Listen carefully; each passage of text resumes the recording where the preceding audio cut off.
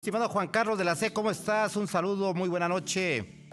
Mi querido Raúl, como siempre es un gusto saludarte a ti y a toda la audiencia de la tercera emisión de Imagen Informativa. Y fíjate que estaba escuchando lo que comentaban hace rato acerca de la actualización del IEPS que se va a llevar a cabo a partir del 1 de enero del próximo año. Y creo que ya hicieron unos excelentes cálculos. Tú ya nos decías cuánto va a costar una cajetilla de cigarros y lo que va a estar gastando la gente alrededor de eso. Y entonces creo que tenemos que redondear haciendo la reflexión acerca de, es por esto y es precisamente por este tipo de cosas que la inflación es tan importante que sea combatida, y es por eso que las decisiones que se han tomado a raíz de que pues ha incrementado por los problemas que hubo a nivel internacional en las cadenas de suministro, después por lo que las disrupciones que hubo en los mercados energéticos y todo lo que ha sucedido a raíz de la pandemia de COVID-19 y la guerra entre Rusia y Ucrania, o bueno, la invasión de Rusia a Ucrania, pues es precisamente por eso que es tan importante,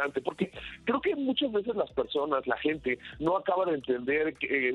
para empezar a comprender qué es la inflación y cómo se calcula es complicado, ¿no? Y después entender cómo es que nos afecta y comprender qué es lo que sucede con ella. Bueno, la inflación se convierte en un impuesto que pagamos todos y gira alrededor e influye en muchas áreas, no solamente en la canasta básica, no solamente en algunos de los productos que consumimos, porque también existe, y es muy cierto este dicho de que cada quien tiene una inflación personal. Mucho depende de los tipos de productos que consumes, mucho depende de si son importados, si son locales, cómo es que te afecta la inflación. Pero al final del día, en este tipo de actualizaciones y este tipo de situaciones, es por eso que es tan importante que a raíz de que el gobierno actualice el IEPS y se ve una alza de 7.8% en lo que se va a cobrar o en el impuesto que se va a cobrar, eso es lo que hay que subrayar como una de las mayores afectaciones que se viven. Ahora, por eso, y creo que aquí tenemos que acotar, ha sido correcto este hecho de que el gobierno de nuestro país haya buscado maneras de combatir la inflación. No podemos descartar para nada el hecho de que el topar el precio de las gasolinas terminó siendo algo positivo, cuando todos, me incluyo, pensamos que podía ser algo negativo, porque al final del día jugar con los precios o meter mano en el precio de algo y hacerlo de manera ficticia siempre o casi siempre termina siendo negativo. Como lo he comentado en las últimas 2 o 3 semanas, creo que lo más importante que podemos hacer ahora y lo que debemos esperar es saber el momento adecuado en el cual el gobierno de nuestro país debe de dejar de influir en este tipo en este precio y dejarlo en libre flotación como estaba. ¿Por qué? Porque si ya no hubo una afectación en un inicio y de hecho fue positivo para contener entre 2 y 4% el incremento en la inflación, pues bueno, es importante que se quite el freno y que se quite la intervención del gobierno en un momento adecuado para que justo llegue un momento en el cual el precio llegue a una libre flotación y no se presenten afectaciones ni en el mercado ni para el bolsillo de los consumidores. Y por otro lado, también no podemos dejar de decir que el trabajo que ha hecho el Banco de México,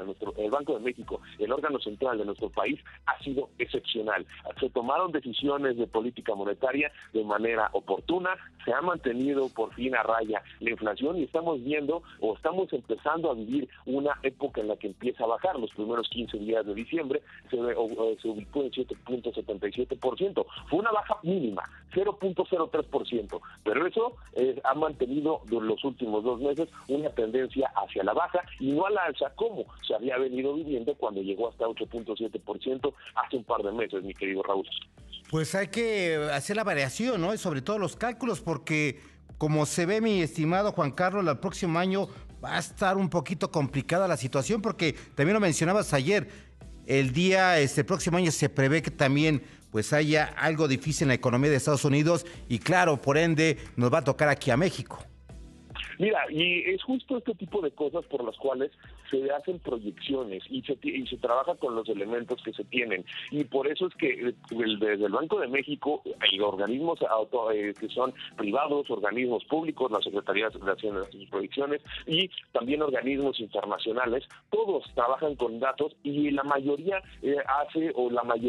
está coincidiendo en que el 2023 va a ser un año complejo. Como lo dices, ayer lo platicábamos aquí en este espacio y decía sabíamos que, de acuerdo con un análisis de Citibanamex, se esperaba que haya una recesión hacia la segunda mitad de 2023 y justo que la inflación nuevamente sea complicado de combatir. Va a haber momentos en los cuales se va a mantener hacia la baja, después puede empezar a tener picos al alza, y cuáles son los o puede tender a tenerlos si es que no se mejoran las situaciones a nivel internacional, como lo hemos dicho. Estamos viendo y estamos viviendo un momento importante en lo del COVID, en los contagios de COVID-19 y en esta última parte de la enfermedad a nivel internacional, y tal es así que en Estados Unidos están empezando a poner o van a pedir que haya un uso o pruebas negativas para todos los viajeros que procedan de China. ¿Por qué? Porque en esta, que es la segunda economía más grande del planeta y el origen de la enfermedad, ahí se están empezando a dar contagios. ¿Por qué? Porque la política de cero COVID del gobierno de Xi Jinping se está librando, o sea, más bien se está levantando después de mucho tiempo que se mantuvo pues detenidas a las personas y se les mantenía sin muchos contagios, y más bien sin muchos contactos para evitar los contagios. Sin embargo, se desesperaron después de estar 2 años encerrados completamente y sin muchas libertades, mientras que en otras partes del planeta ya se vivían. Me están diciendo que ya me tengo que ir, mi querido Raúl, pero nada más comentarles una noticia que salió hace unos momentos, bueno, ya tiene un par de horas arriba, es por parte de Bloomberg, diciendo que Gerardo Esquivel no aceptó las propuestas que estaban haciéndose desde la Secretaría de Hacienda, y entonces todavía seguimos sin saber cuál va a ser el futuro de Gerardo Esquivel. Sin embargo, en los próximos 2 días tenemos que saber quién va a ser su gobernador en el Banco de México.